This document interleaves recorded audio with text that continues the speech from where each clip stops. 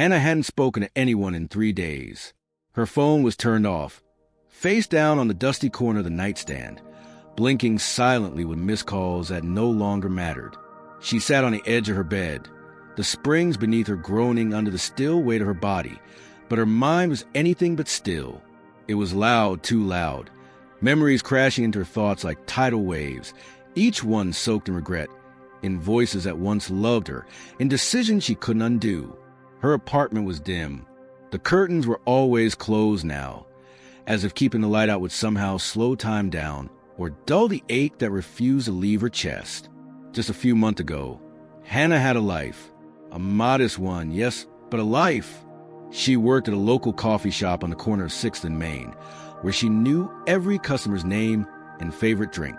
Her laugh used to echo between the espresso machines and the wooden counters. But something shifted. The shop closed down. Then the bills started piling up. 1 month late became 2. The landlord's warnings turned into eviction notices. Her car was towed.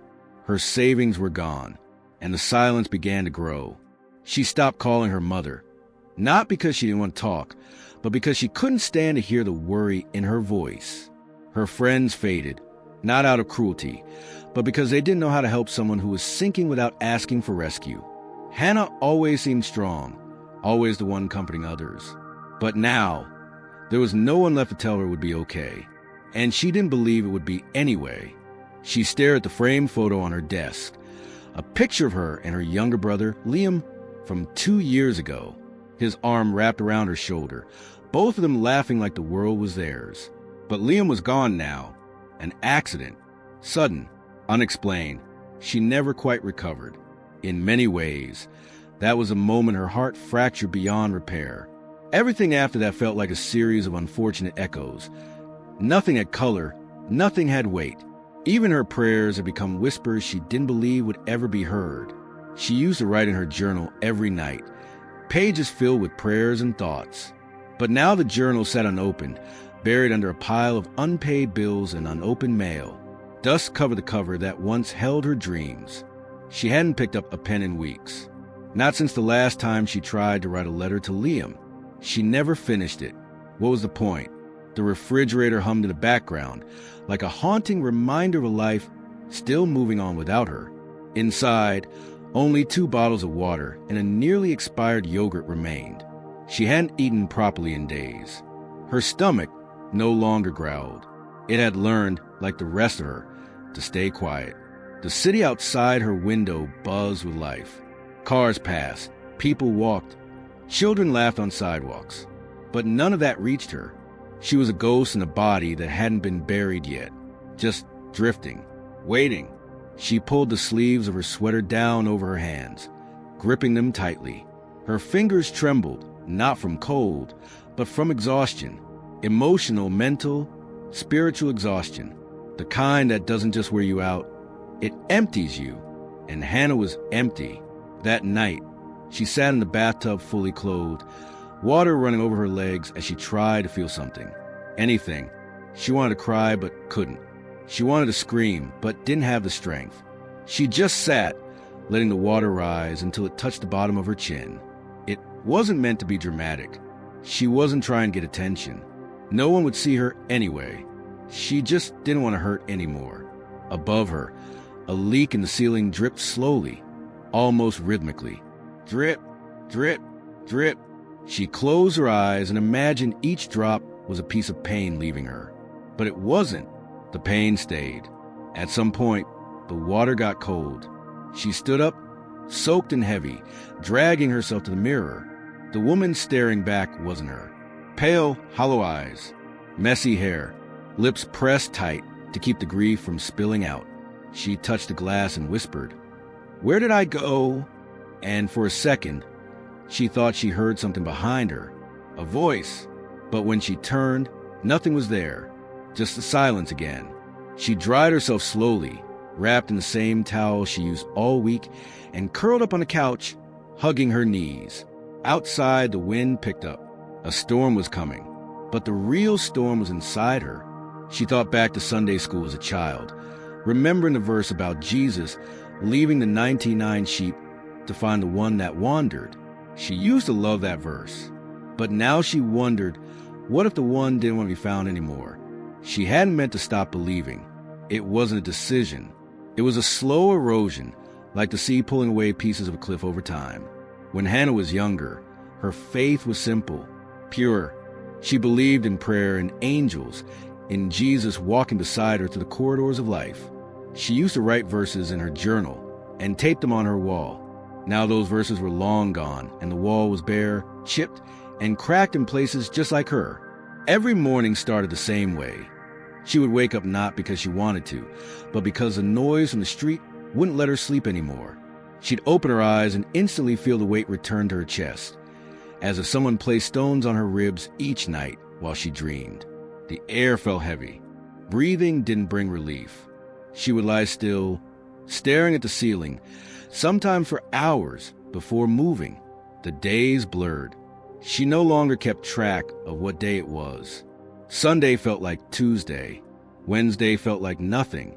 The only thing that told her time was passing was the changing tone of the light through her blinds and the growing stack of unopened envelopes at her door. Late fees, disconnection warnings, notices from banks. She had stopped opening them weeks ago. What was the point? She'd pace her apartment sometimes. 5 steps to the window, 5 steps to the kitchen, like a prisoner in a cell. Her stomach barely reminded her to eat anymore. Some days she drank only water. Other days, she forgot even that. The girl who used to make smoothies and laugh at her own burnt pancakes was long gone. One afternoon, she found herself standing at the edge of her apartment rooftop. She wasn't planning anything. Not yet, but she just wanted to see the sky. That was all. The clouds were gray, rolling thick and slow like sorrow.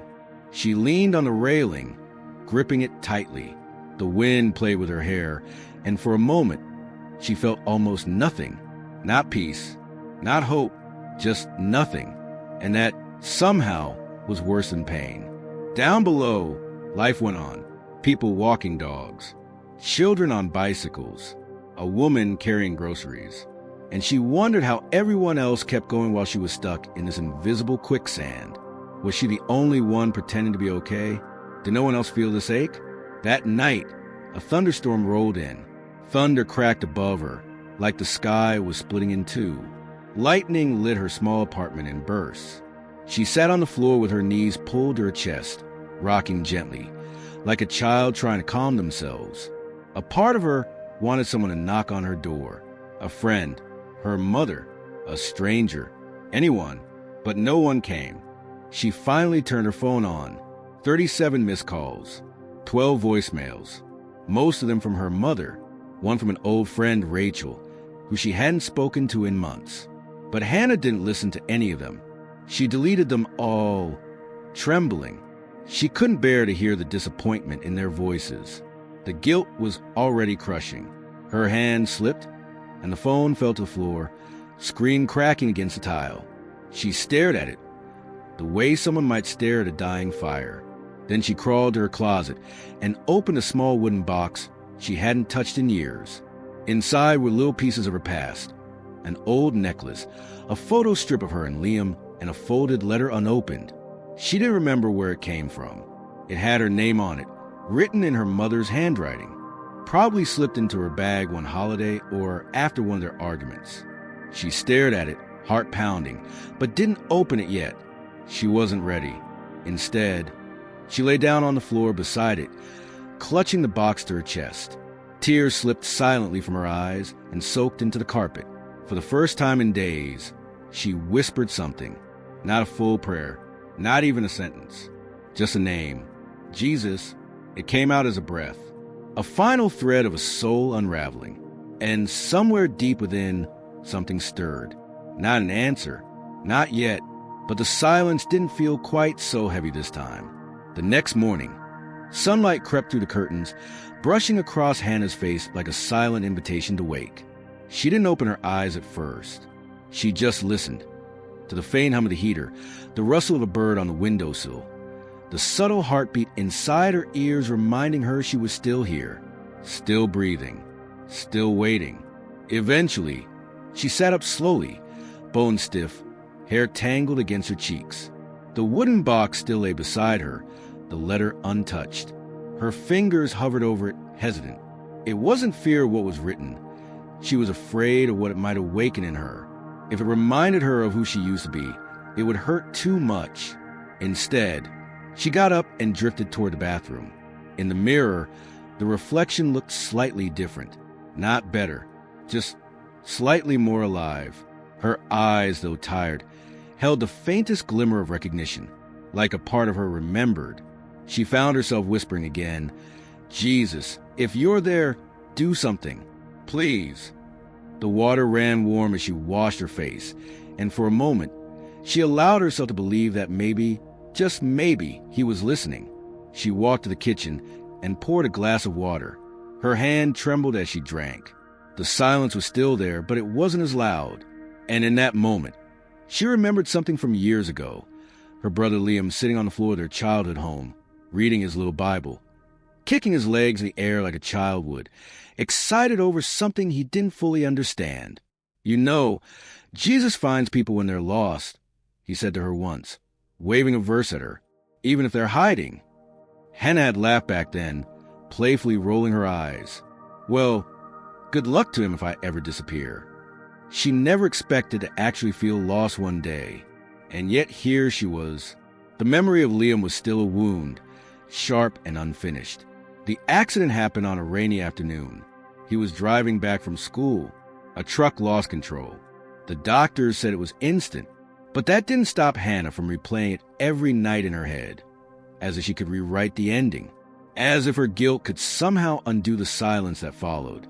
She hadn't prayed properly since the funeral. She tried once, whispering in her room, but the words had turned bitter in her mouth.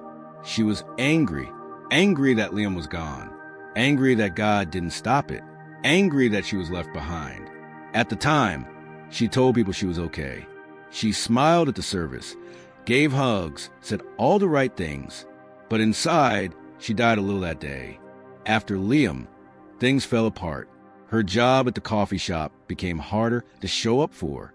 Customers began to notice. Her manager, kind but tired, eventually let her go. "Just take some time for yourself," he said. But she had no idea what that meant. Time became the enemy. The more she had of it, the more it reminded her of everything she'd lost, everything she couldn't fix. Her friendships faded. Rachel, her closest friend, tried. She'd text. She'd call. She'd show up. But grief is a wall, and Hannah kept building it higher. Not to hurt anyone, just to survive. Now, as she stood in her small, cluttered kitchen, she realized how long she'd been alone. Not just physically, but emotionally, spiritually. She had convinced herself she didn't need anyone, but her soul knew better. She walked back to the wooden box and picked up the letter again. The paper was slightly yellowed, the fold marks worn. Her thumb traced the edge. She wanted to open it. She truly did. But a voice in her head whispered, "What if it's just more disappointment?" She sat down slowly, the letter in her lap. Her heart beat loudly in her ears. She closed her eyes and whispered, "Not yet," then placed it gently back in the box. The wind outside rattled the window panes. The city kept moving. But inside Hannah's heart, something tiny had stirred. It wasn't hope, not fully, but it was a beginning of remembering how to hope. The hours passed, and Hannah barely moved. The box with the letter sat beside her like a quiet stranger, patiently waiting for her to make the first move. She found herself staring at it often, as if its contents might speak without being opened, but it never did. Silence remained her only companion. By the time evening came, the city lights shimmered through the blinds, casting thin golden stripes across her walls. The hum of passing cars filled the gaps between her thoughts. She hadn't eaten that day. Again, her body ached. Not from hunger alone, but from carrying a grief too heavy for one person to hold. She wandered to her bookshelf, dust coating most of the spines. There was one book she hadn't touched in years. Her Bible. It was wedged between two forgotten novels, its leather cover slightly cracked. She pulled it out slowly, brushing the surface with her sleeve. Opening it felt like disturbing something sacred. The pages crackled under her fingertips. Her eyes scanned verses she used to know by heart. Now they read like fragments from someone else's life. There were little notes in the margins, underlined words, scribbled dates from when she used to believe. Tears welled in her eyes. "I don't know how to come back," she whispered to the air. "I don't know if you even want me anymore." It wasn't anger this time. It was surrender. A fragile confession of a soul that had tried to carry everything alone and finally admitted she couldn't anymore. She closed the Bible gently and hugged it to her chest. Later that night, she sat on the floor beside her bed, not kneeling exactly, just resting, her fingers intertwined, not in formal prayer, but out of instinct. She closed her eyes. "I'm sorry," she breathed out, voice trembling, "for walking away, for blaming you for everything." A pause. "If you're still listening, I need you." The room remained quiet. No booming voice, no glowing light, just the ticking of the clock on the wall. But inside, something began to crack, not painfully, but necessarily, like the first fracture in a frozen lake before the thaw. She thought of her mother. Warm hands, tired eyes, a woman who had prayed over Hannah every night as a child. "You're never alone," her mother would say, "even when you think you are." But lately, Hannah had ignored every call. Her guilt wrapped around her like chains. She opened her phone again. No new messages. For the first time, she felt the ache to hear her mother's voice, not out of desperation, but longing. But she couldn't bring herself to call. Not yet. Not like this. She didn't want to be pitted. She didn't want to cry and say nothing. She wanted to be whole when she returned. But part of her knew she'd never be whole without help. She curled up on the couch once more. The letters still waited. Just knowing it was there pulled at her spirit. She began to wonder, what if the answer she needed wasn't some voice from the clouds, but something already given, something forgotten? Sleep came slow. Her dreams were scattered. A hallway of doors. A voice calling her name from far away. Her younger self standing in a church pew, singing a hymn with closed eyes and lifted hands. And in the corner of the dream, a letter rested on the pulpit, glowing faintly in golden light. She woke up suddenly, breath sharp. The box was still there. The letter was still closed. And this time, she didn't look away. The morning was gray, like the sky forgot how to shine. Hannah stood in the kitchen with a piece of dry toast in her hand, staring blankly through the window. She hadn't even taken a bite. She just held it, as if pretending to eat would somehow trick her body into feeling normal again. But her hands were shaking, her lips dry. She dropped the toast into the sink and exhaled hard, frustrated by her own weakness. The box with the letter was on the table now, in plain sight. She had moved it there without even realizing it, as if some part of her wanted to make it impossible to ignore. Every time she passed it, her eyes would lock on it, her breath would quicken, her heart would pound. She whispered, "Just open it, it's just paper." But it wasn't. It was everything. She walked into the bathroom, splashed cold water on her face again, and gripped the sides of the sink until her knuckles went white. Looking in the mirror, she spoke to her reflection for the first time in days. "Why are you so afraid?" The girl in the mirror didn't answer. She looked like a stranger, one who had survived storms but forgot what it was like to walk in sunlight. Hannah hated that face, but she couldn't look away.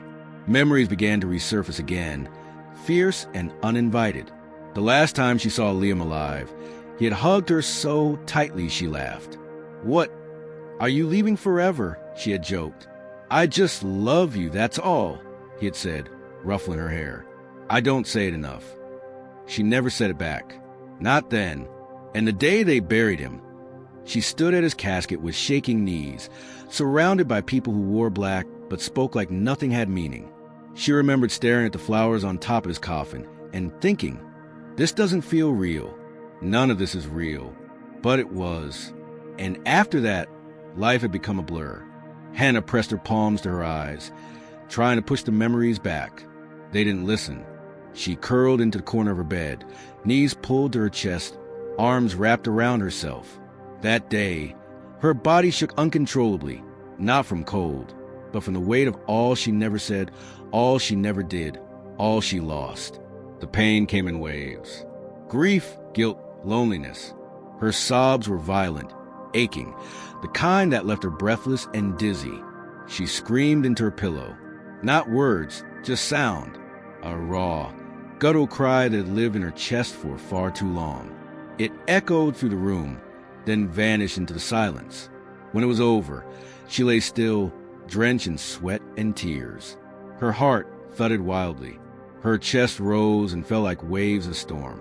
And then she reached for the box. With trembling fingers, she lifted the lid. The letter was still there, folded neatly, like it had been waiting for years to be seen. Her thumb brushed over her name, written in her mother's handwriting. Her breath caught.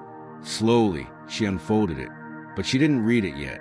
She held it in her lap and just stared. What if it changed nothing? What if it only made the ache worse? She looked up at the ceiling. "I need you," she whispered. "I need something. Anything. Please." Her hands began to shake again. She placed the letter back into the box, unable to continue. The courage was there, but only halfway.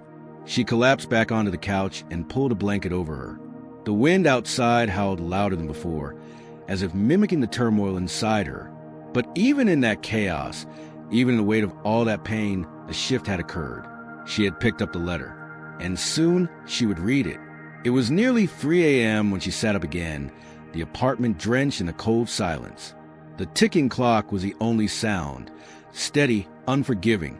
Her hands reached instinctively for the box on the table. No more hesitation, no more fear. She opened it, unfolded the letter, and this time she began to read. "My sweet Hannah, if you're reading this, I know you're in pain. I may not be there beside you, but I need you to hear this. You are loved, not just by me, not just by those who know you, but by the one who created you. Jesus has not forgotten you. He sees your tears. He hears the cries you never speak aloud, and he still calls your name. Even now, especially now." Her hands trembled. Her vision blurred as she blinked away tears. She clutched the paper tighter. "I know you've been angry. I know you've questioned why certain things happened. So have I. But pain is not the end. It's the place where healing begins. If you reach for him again, you'll find he never let go.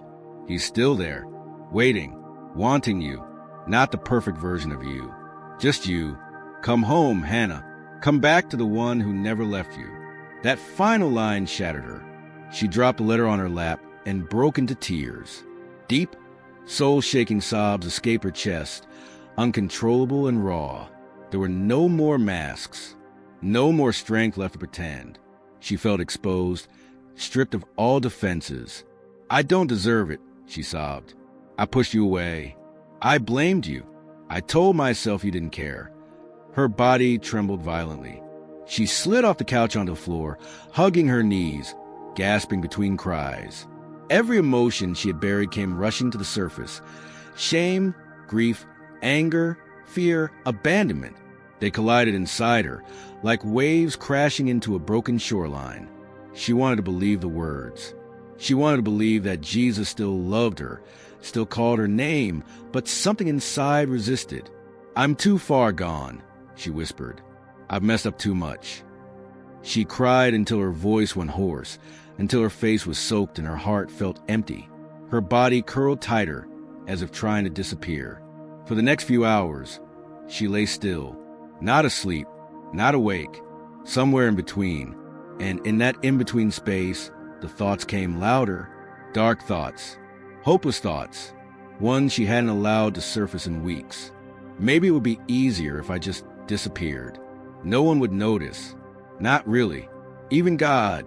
He's probably done waiting. She stared at the ceiling. The letter was still in her hand, crumpled slightly from the tension in her fingers. Her mother's words repeated over and over in her mind. "Come back to the one who never left you." But all she felt was distance. Cold, endless distance. She rose slowly and walked to the bathroom. She looked at herself in the mirror again, eyes swollen, cheeks stained. There was no light left in her. She turned on the faucet, letting cold water run through her fingers. Then she looked at the window. Outside, the world slept, unaware that one girl inside this silent apartment was unraveling. She whispered again, almost in defiance, "Jesus, if you're still here, then show me. Please, just show me." And for the first time, there was a moment of silence that didn't feel empty, but it passed quickly. No light, no voice, no miracle, just silence. And Hannah felt nothing. It was 4 a.m. when Hannah stepped outside for the first time in days. The air was cold, sharper than she expected. The sky above was heavy with clouds, a dull gray even before dawn. Streetlights flickered softly, casting long shadows across the wet sidewalk. Her footsteps were slow, hesitant, like she was unsure where she was going, or if she was going anywhere at all. She walked without a jacket, only a sweater pulled tightly around her thin frame. The city was asleep, and for a moment, she felt like the only person left in the world. She wandered aimlessly past shuttered storefronts and empty bus stops. Her breath formed little clouds in the air, and she counted them like seconds. 1, 2, 3, as if each breath might be her last. Her mind raced in loops, replaying every failure, every loss. She thought about Liam again, his laugh, his optimism, his belief in things she no longer understood. She thought about her mother's prayers, her friend Rachel's missed calls, the job she lost, the future she abandoned, and most of all, she thought about that letter. Come back to the one who never left you. But the more she repeated it in her mind, the more distant it felt. She had waited. She had cried. She had begged for a sign. Nothing. She stopped walking when she reached the small pedestrian bridge that overlooked the park. Below it, the empty pathway curved between trees, and above, the wind whispered to the barren branches. She rested her arms on the railing, her body trembling not from cold, but from the weight of everything inside her. Her eyes stared into the void, and for the first time, she felt like she couldn't go on. "I tried," she whispered to no one. "I really did." Her voice cracked. "I prayed. I waited. I did everything I knew how to do. But you didn't answer. You didn't come." Her eyes filled with tears. "I don't want to do this anymore. I don't want to wake up tomorrow. I don't want to fight anymore." She looked up at the sky. "If you're there, say something. Please." Silence. Not even the wind moved now. A deep, suffocating silence. She collapsed to the ground, knees hitting the concrete, hands covering her face as she wept like a child. Loud, broken sobs echoed into the empty street. She didn't care who saw. She didn't care if anyone heard. She wanted to disappear, to be free from the pain, to rest. "Please," she gasped. "Please." Her voice faded into the night. Then a memory surfaced. She was 7 years old, sitting in the back seat of her father's car, scared during a thunderstorm. She had asked, "What if God doesn't hear me?" And her father had replied, "He always hears. But sometimes he's answering in ways you don't see yet." She clung to that memory like a dying ember, but even that felt too faint now. She curled into herself, her cheek resting on the cold pavement. Her body felt heavy, her chest hollow. She no longer asked for help. She no longer had the strength to. And somewhere deep inside, something gave up. The sun rose slowly, as if unsure it wanted to see the world that day. Hannah woke on the floor of the bridge, her cheek pressed against cold concrete, her sweater damp from the dew and her own tears. Her eyes opened, barely. She didn't remember falling asleep. She didn't remember anything after the sobs. The weight in her body felt heavier than ever, but she was still breathing, still here. She sat up slowly, arms wrapped around herself. The world was quiet. Still, a car passed in the distance. A bird chirped on a nearby tree. The normal sounds of life resumed, but she didn't feel part of it. Her mouth was dry. Her throat ached. Her limbs felt stiff like they belonged to someone else. She stood up unsteadily, gripping the cold metal railing for balance. And then something strange. On the ground next to where she had collapsed, there was a single white feather. Not large, not glowing, just simple, fragile, but it hadn't been there before. She stared at it, frozen. It wasn't the feather itself that made her heart skip. It was what it stirred in her, a memory, She was 10 years old, sitting with her grandmother on the porch. A feather had floated down from the sky, and her grandmother had said, "Sometimes when you see a feather in an unexpected place, it means you're being watched over. Angels don't always appear with trumpets and wings. Sometimes they're just quiet reminders." Hannah bent down slowly and picked up the feather. Her fingers trembled. She held it like it was sacred, like it might vanish if she blinked too long. "Is this something?" she whispered. No voice answered, but inside her a tiny flame sparked. She walked home slowly, feet dragging, clutching the feather the entire way. The city was waking up. She passed people on their way to work, joggers, delivery trucks. None of them noticed her. But for the first time in weeks, she noticed them, not with envy, not with pain, just observation, awareness. When she got home, she placed the feather on her nightstand beside the box. Then she changed her clothes, slowly and methodically, as if trying to re-enter her own body. She ate half a slice of toast, drank a full glass of water, then sat on the couch in silence. The meager actions felt like monumental tasks, but she did them. Later that afternoon, she sat by the window with her knees pulled up, staring outside. The sky had cleared. The clouds had finally moved. There was still no voice, no miracle, no warmth from heaven. But the silence had changed. It no longer felt like abandonment. It felt like waiting. She found her old journal on a shelf and opened it. The pages were yellowed, some warped from past tears. Most were empty, but she flipped until she found a page with a verse scribbled in her teenage handwriting. "The Lord is near to the brokenhearted and saves those who are crushed in spirit." Psalm 34, verse 18. She stared at it. A tear slipped down her cheek, but this one didn't burn. The days began to pass, not quickly but steadily. Morning light returned to the apartment window, and for the first time in weeks, Hannah let it in. She opened the curtains one morning, squinting against the brightness, feeling its warmth brush her skin like a cautious hand. She wasn't okay. Not yet, but she was still here. The feather remained on her nightstand, untouched but not forgotten. It became a quiet symbol, something she looked at when her breath grew heavy or when the weight returned to her chest. She didn't tell anyone about it. She didn't speak at all, really, but inside her heart, something was changing. She began writing again, just a sentence or two each night. Not prayers. Not yet. Just thoughts. Today I didn't cry. I looked at the sky. I felt like maybe I could survive. Her handwriting was shaky. Her sentences incomplete, but they were hers. She even answered one of Rachel's texts. A simple, "Hey." No explanation. No apology. But Rachel responded within minutes. "I'm here. No matter what. Just say the word." Hannah stared at that message for a long time, not knowing what to reply. But it mattered. It mattered more than she could explain. One afternoon, she walked to a small park a few blocks away. She sat on a bench under a tree, watching leaves fall like soft confessions. Children played nearby. Their laughter felt like a distant melody, one she almost remembered. And then it happened.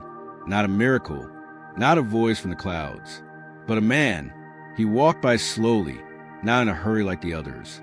Middle-aged, wearing a long coat. Nothing unusual, except he paused when he reached her bench. He didn't look directly at her, just stood still for a moment. And then he said quietly, not to her, not even loudly enough for anyone else to hear, "Even now you are seen."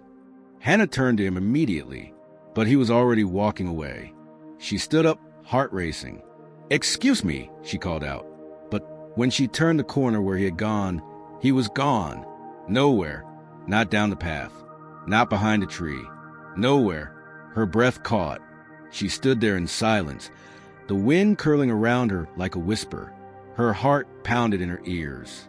Her hands shook. "Was that you?" she whispered. The silence felt different again, alive, gentle, not empty. She returned home, shaken but not afraid. That night, she opened her journal and, for the first time in years, wrote a prayer. Not perfect, not poetic, just true. "I don't know how to trust again, but I want to. I'm tired of running. If you're really there, if that was you today, I'm listening now." Then she sat in the dark, the candle on her desk flickering softly, the feather nearby. And for the first time since Liam died, Hannah felt something inside her begin to breathe again. The night was quiet again, but this time it didn't suffocate her. Hannah sat cross-legged on the floor beside her window, watching the stars blink softly through the thin city haze. Her journal lay open on her lap, blank page waiting. The candle flickered beside her. The feather sat nearby, as it always did now. She didn't know what had happened in the park. That man, those words. But something inside her had shifted, not in a dramatic way. No thunder, no glowing light, just presence, a nearness she couldn't explain. For the first time, she whispered a name out loud, not as a plea, but as a return. Jesus. Just that. And she waited. The air remained still, but so did her heart. For once, it wasn't thrashing in fear or sadness, just quiet. She picked up her pen. "I think you're still there. I don't know why you waited so long. Or maybe it was me who was never really still enough to hear. But I heard you today. I think I did. I'm afraid to trust again. But I'm more afraid of staying this empty." She closed the journal and wrapped the blanket around her shoulders. Her body still ached from exhaustion, but her spirit, it was stirring. In the middle of the night, she dreamed again. She stood in the desert, dry, endless. The sun above burned hot, but she didn't sweat. In the distance, she saw a figure, tall, still, dressed in white. His face was hidden by light. She tried to run to him, but her legs were heavy, like wading through mud. She called out, "Wait, please don't leave." And though his lips didn't move, she heard his voice. "I never did." She woke with a gasp, the sound of her heartbeat roaring in her ears. The candle had gone out. The room was dark, but she didn't feel afraid. She got out of bed and moved to the nightstand. The box with the letter was still there. She opened it and read her mother's words again. This time, they felt different. Not like distant hope, but like a memory she was returning to. Then she picked up her phone and dialed. The screen showed Mom. Her thumb hovered and pressed. It rang once, twice. "Hello." Her mother's voice cracked with surprise and worry. Silence on Hannah's end. Then, "Hi," she whispered. "Oh, Hannah." Her mother's voice broke into sobs. "Baby, where have you been? Are you okay?" Hannah closed her eyes. "No," she said, "but I think I'm going to be." They talked for over an hour. Not everything was said. Not every wound was healed. But bridges began to form again, tentative, trembling, but real. After the call, Hannah sat still in the dark. She looked at the candle, now melted low. Then she whispered again, "If you're coming, I'm ready." And in the silence, something shifted. She didn't see him yet, but she knew he was near. The next morning, the light through the window felt different, warmer, softer, as if the sun itself had been waiting for her to open her eyes. Hannah lay in bed, eyes blinking slowly, the scent of rain in the air. It had rained during the night, but she hadn't heard it. Her pillow was still damp with old tears, but she didn't feel the same crushing weight anymore. Just silence, not empty silence, expectant silence. She rose slowly, her feet touching the cool floor. Every movement felt purposeful, even sacred. She wrapped herself in a sweater and walked to the window. The street below was wet, the trees dripping with light. And then it happened, not with thunder, not with shaking ground, but with a presence. She turned without knowing why, and there he was, standing quietly in her living room. Not a hallucination, not a ghost, but real, solid, gentle, Jesus. He didn't shine like the sun. He wasn't glowing like the paintings she had seen as a child. But his eyes, they held everything. The stars, the weight of mercy, the ache of eternal love. His expression was not disappointed, not angry, just open, just waiting. Hannah froze. She couldn't speak. She couldn't move. Tears filled her eyes again, this time not from grief, but from something deeper, from recognition. She knew She didn't need to ask who he was. He stepped closer, not rushing.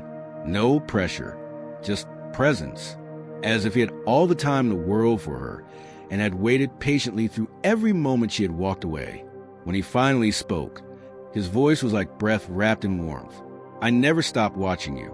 Her knees gave out, and she dropped to the floor, not from fear, but from release. All the years of running, of hurting, of hiding, fell from her shoulders like shattered chains. "I'm sorry," she whispered. "I didn't know how to come back." He knelt down beside her. "You don't have to come back. I never left you." Her sobs returned, but this time they weren't desperate. They were holy, cleansing. "I pushed you away," she wept. "I told myself you didn't love me anymore, that I didn't deserve you." Jesus smiled softly. "But I never stopped loving you." He placed his hand over her heart, and in that moment, something opened inside her, a deep place, a buried wound, and light poured into it, not just metaphorically, but tangibly. She felt warm flood through her chest, through her bones, through every part of her that had once believed she was unworthy. She gasped, her eyes closing as the tears came faster. Why did you wait so long?" she asked. And he answered, "I didn't wait. I walked with you through every dark hour. I held your hand when you cried. I sent whispers. I sent people. I sent the feather." She stared up at him. "That was you?" He nodded gently. "I speak softly, because I want you to choose me freely." She placed her hand over his. "I do. I want you. I need you." The room seemed to fade, the world around her dissolving into stillness. All that remained was this moment, this love, this redemption. He leaned closer. "Then I am yours, and you are mine." And as he spoke those words, the weight of years lifted from her spirit. Not everything was fixed, not every pain gone, but the hole inside her was no longer empty. It was full. The room still shimmered with quiet holiness, though Hannah could no longer see Jesus the way she had moments ago. He hadn't vanished. He had simply shifted. The physical vision faded, but his presence remained, even stronger, deeper, as though he had moved from in front of her to inside her. She sat on the floor, eyes still damp, her body warm despite the morning chill. Her heart was beating differently now, steady, alive, as if a weight had been removed, and in its place, something eternal had taken root. A whisper filled her chest. "You are not what you lost." She closed her eyes, letting that truth settle into every bruised place within her. So much of her identity had been wrapped in what she had failed to do, the people she couldn't save, the love she thought she didn't deserve. But now, she realized none of those things defined her. "You are not what others said." Hannah's breath caught. She remembered the harsh words, the breakup, the job loss, even the silent judgment from people who didn't understand what grief could do to a soul. She had carried every word like a stone in her pocket. But now, those stones were falling away. "You are mine." Her lips parted, trembling. "Yes," she whispered. "Yes, I am." She stood up slowly, her knees still unsteady. She walked to the mirror, the same one she had avoided for weeks. The reflection, looking back, was still tired, still tender, but her eyes held something they hadn't held in a very long time. Light. She walked to the window and opened it fully. Cool air swept into the room like a breath of heaven, wrapping around her like a promise.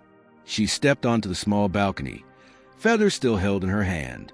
The sky was bright now, not overly radiant, just enough to remind her that the world still turned. That morning still came. That mercy was new every day. She whispered to the sky, "I'm still here." And inside, she felt a response. "And I've never stopped being." She closed her eyes and listened, not for a voice in the clouds, but for the one now alive in her soul. And it spoke again. "You are forgiven." The words cracked something open. For all the prayers she hadn't prayed, all the anger she'd aimed at heaven, all the nights she chose silence over seeking. She had feared that forgiveness would require groveling, proving, earning. But no, it had simply required surrender. Tears came again, but this time like rain after drought. Healing tears. She spoke through them. I forgive myself too. She returned inside and sat beside the journal again. Pages once blank, now filled with words she didn't even remember writing. I was never alone. He was always speaking. I just needed to be still. I am loved. She smiled, a soft, broken, beautiful smile. She whispered once more, I'm ready. And for the first time since Liam's death, she felt peace. Not just relief, not escape, but true, deep, soul-level peace. And she knew the journey ahead wouldn't be easy, but she wouldn't be walking it alone. Not anymore. The next few days unfolded like gentle pages in a new chapter. Slow, careful, intentional. Hannah didn't rush to change everything. She didn't pretend to be whole. But something inside her had undeniably shifted. Her movements carried more meaning now. When she opened her eyes in the morning, she no longer dreaded the light. When she stood in front of the mirror, she didn't flinch. She was no longer looking for perfection. She was looking for presence. And he was there, in the quiet moments, in the spaces between thoughts, in the rhythm of her breath. Jesus was near, not always in words, not always in visions, but in a knowing, a peace, a sense that she was no longer alone inside her skin. Each day, she did something small. She cleaned her kitchen. She went for a walk. She called Rachel again, this time, not just to say, hey, but to say, can we meet for coffee? They did. And when they sat across from each other, Rachel's eyes welled with tears. She didn't press for answers. She just smiled and reached across the table, holding Hannah's hand in silence. Hannah squeezed it back. It felt like something ancient and sacred.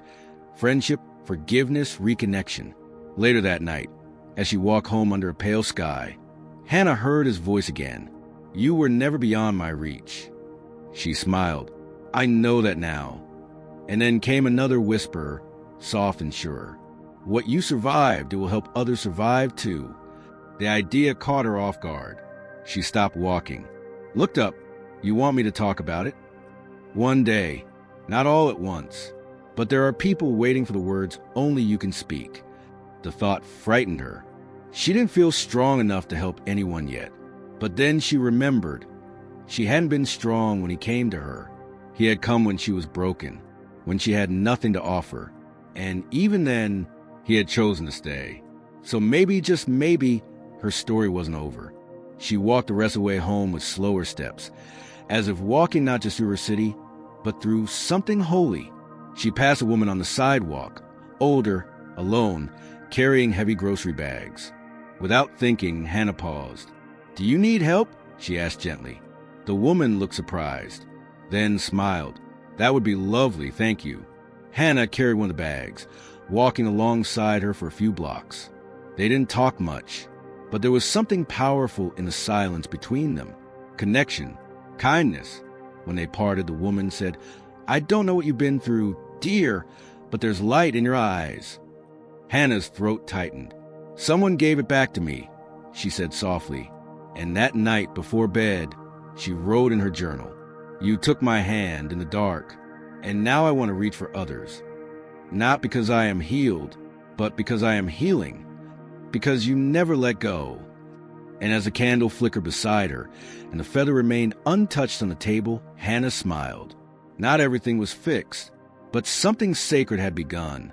The morning sky was brushed in gold, the clouds soft and slow like cotton pulled across light. Hannah sat at her small table by the window, cradling a warm cup of tea in her hands. The world outside was the same. Cars passed, people rushed, life moved. But inside her, a different world had been born. She felt it even in the quiet, especially in the quiet. Jesus hadn't appeared again the way he did in her room, not in bodily form, but he didn't need to. He was now etched into her soul like breath itself. She spoke to him often, not with ceremony, not with grandeur, just with honesty, just as herself. And he always answered, not always with words, but with peace. That morning, as she watched the leaves drift from a nearby tree, she whispered, so, what now?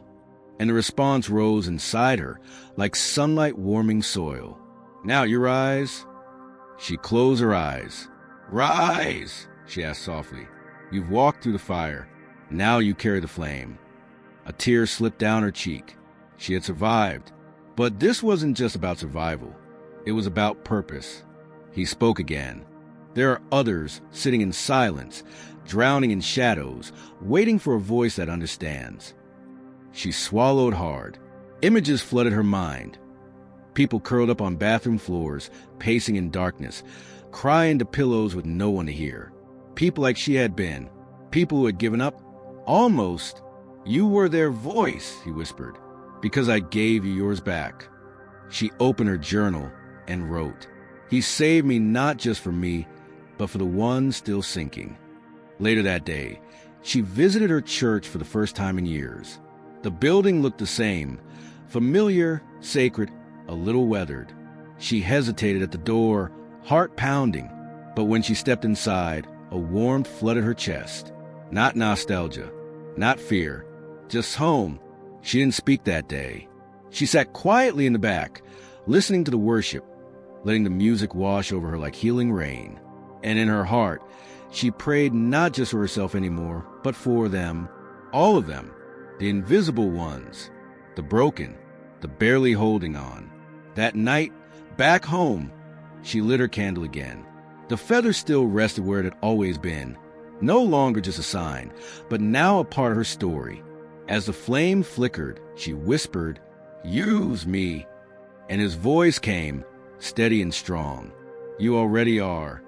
The air was cool, the morning silent, and Hannah stood at the edge of the small hill overlooking the city, her city. She had come here as a child once, years ago, with her father and Liam. They had flown a kite. She remembered Liam tripping over his shoelaces and laughing so hard he couldn't breathe. She hadn't thought of that day in a long time. Now, it returned to her like a whispered blessing. She closed her eyes and let the wind brush against her skin. Behind her were pages filled with pain. But ahead, pages still blank. Ready? She breathed in deeply, feeling the warmth of the sun rise behind the clouds. She no longer feared the unknown, not because she had all the answers, but because she knew who walked beside her now. Jesus. She sat down on the grass, journal in hand, and wrote, "I was the girl who almost gave up." But then he whispered my name. He didn't shout. He didn't force. He simply waited until I opened my eyes and turned back. He found me where I fell.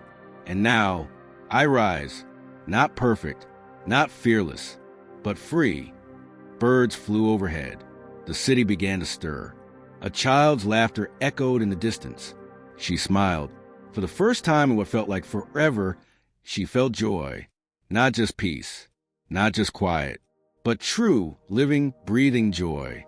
She stood, brushed the grass from her jeans, and began walking down the hill, steady, calm, whole. She passed a small church on the corner. The doors were open. People gathered. A woman outside smiled at her. Hannah stopped, turned, walked toward the steps. And as she crossed the threshold, a single thought passed through her mind. This isn't the end of my story. Inside, she sat quietly among strangers, not feeling strange. A song began to play. Her hands trembled. Her heart swelled. Tears filled her eyes. But this time, she didn't hide them. She sang, softly at first, then louder, because now her voice belonged to someone who had never left. And in her voice, there were others who would someday find theirs too. Back home that evening, she placed a letter, her mother's letter, in a small wooden frame. Next to it, she rested the feather, not as a token, but as a testimony. Every night, she would light her candle and whisper the same prayer, "Thank you for not giving up on me." Because now she knew, when she was about to end it all, Jesus had already begun.